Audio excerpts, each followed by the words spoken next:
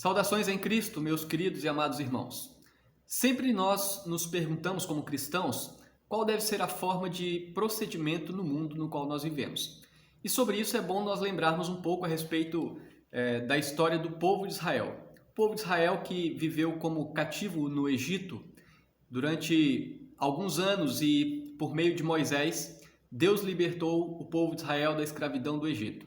O povo passou 40 anos no deserto e Deus conduziu esse povo para habitar na terra de Canaã.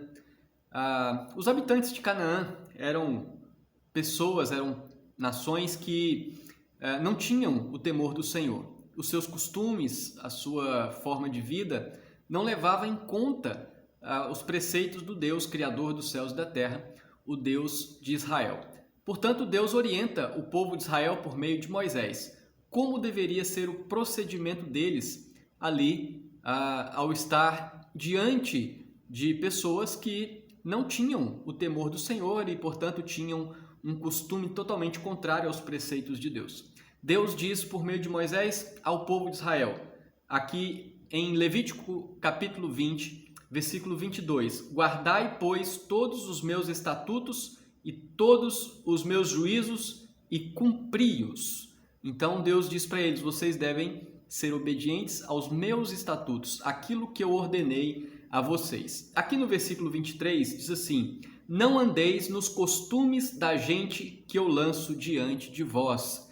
A orientação de Deus por meio de Moisés ao povo de Israel é esta. Vocês não devem copiar, vocês não devem imitar, vocês não devem viver de acordo com a prática, o costume daqueles que vivem sem o temor do Senhor, portanto, não vivem em obediência aos preceitos de Deus. Aqui, ainda em Levítico 20, no versículo 26, diz assim, ser-me-eis santos, porque eu, o Senhor, sou santo, e separei-vos dos povos para serdes meus.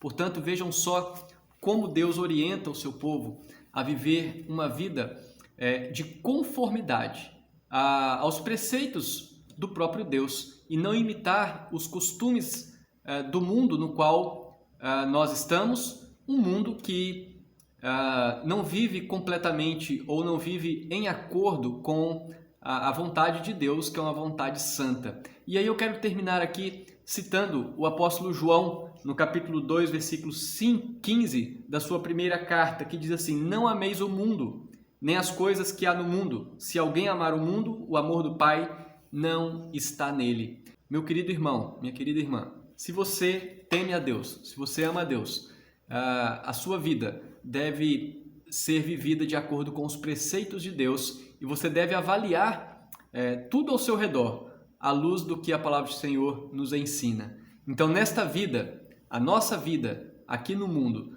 nós devemos viver segundo os valores do reino de Deus. Que Deus nos abençoe. Um abraço para vocês.